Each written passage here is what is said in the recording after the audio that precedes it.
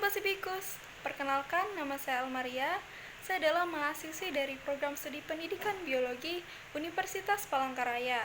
Jadi di sini saya akan membahas tentang buku yang telah saya resum. Baik, tanpa berlama-lama lagi, berikut pembahasannya. Buku yang akan saya review kali ini berjudul 21 Lessons atau 21 Adab untuk Abad ke-21. Karya dari Yuval Noah Harari yang diterbitkan oleh CP Global Indo Kreatif, tahun terbit 2018. Sedikit biografi tentang penulis. Jadi, Yuval Noah Harari ini adalah seorang sejarawan, filsuf, penulis, dan profesor yang berkebangsaan Israel. Jadi, ini adalah buku ketiganya Yuval setelah Sapiens dan Homo Deus. Kalau yang Sapiens itu membahas tentang manusia di masa lampau, kalau Homo Deus itu membahas tentang perkembangan manusia di masa depan. Nah, kalau yang 21 Lesson ini membahas tentang topik-topik yang relevan dengan tantangan dan perubahan yang dihadapi manusia di abad ke-21. Nah, buku ini berisi 376 halaman dan terdiri dari, sesuai judulnya, 21 Lessons atau 21 pelajaran. Jadi di dalamnya ada 21 bab. Namun, bab ini dibagi menjadi 5 bagian utama. Bagian pertama membahas tentang peran teknologi dalam kehidupan manusia. Bagian kedua membahas mengenai tantangan politik global. Kemudian yang ketiganya membahas mengenai keputusasaan dan harapan. Lalu keempat membahas tentang kebenaran. Dan terakhir membahas tentang ketahanan dalam menghadapi perubahan. Nah, di sini saya akan membahas bagian yang keempat dan kelimanya saja. Mulai dari bagian yang keempat, yang membahas tentang kebenaran. Jadi, di sini dia membahas tentang ada ketidaktahuan, keadilan, pasca kebenaran, dan fiksi ilmiah. Nah, di bagian ini, Yuval ini membahas pentingnya mencari kebenaran di era informasi yang semakin kompleks dan terhubung secara global. Jadi, di bagian ini, dia membahas bagaimana peran media sosial dalam mempengaruhi persepsi kita dan bahaya penyebaran berita palsu atau hoax. Kemudian, dia juga ada membahas mengenai ilmu pengetahuan.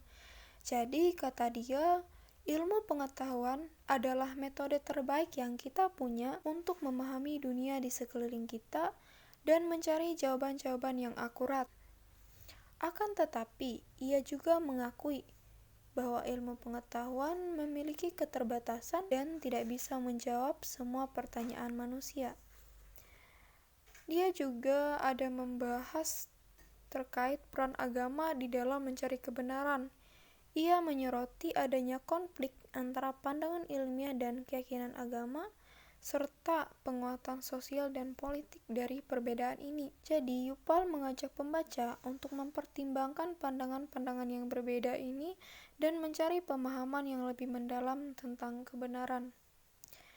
Di bagian keempat ini, ia juga ada membahas mengenai kebenaran dari konteks politik dan kekuasaan. Yuval menjelaskan bagaimana kebenaran seringkali digunakan sebagai alat untuk mempengaruhi opini publik, memperkuat kekuasaan, atau untuk menciptakan narasi politik tertentu.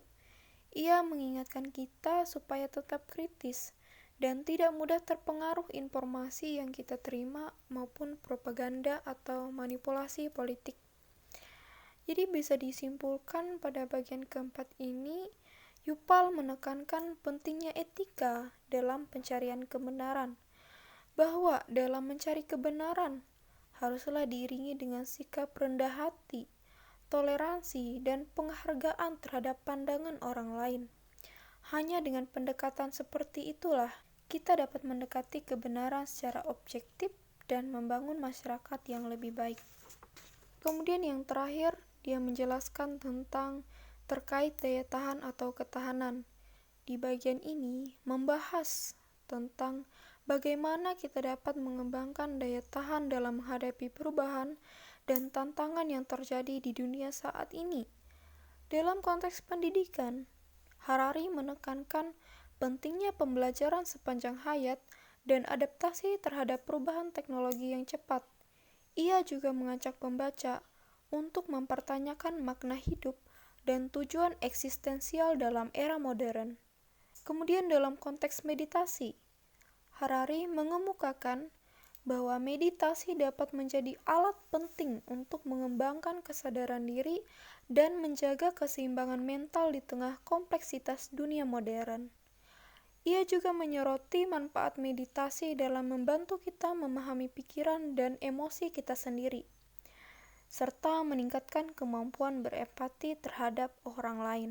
Kemudian dalam konteks meditasi, si Yuval ini mengemukakan bahwa meditasi bisa menjadi alat yang penting bagi kita untuk mengembangkan kesadaran diri kita serta menjaga keseimbangan mental kita di tengah berbagai kompleksitas dunia modern. Ia juga menyoroti manfaat meditasi dalam membantu kita memahami pikiran dan emosi kita sendiri dan meningkatkan kemampuan berempati kita terhadap orang lain.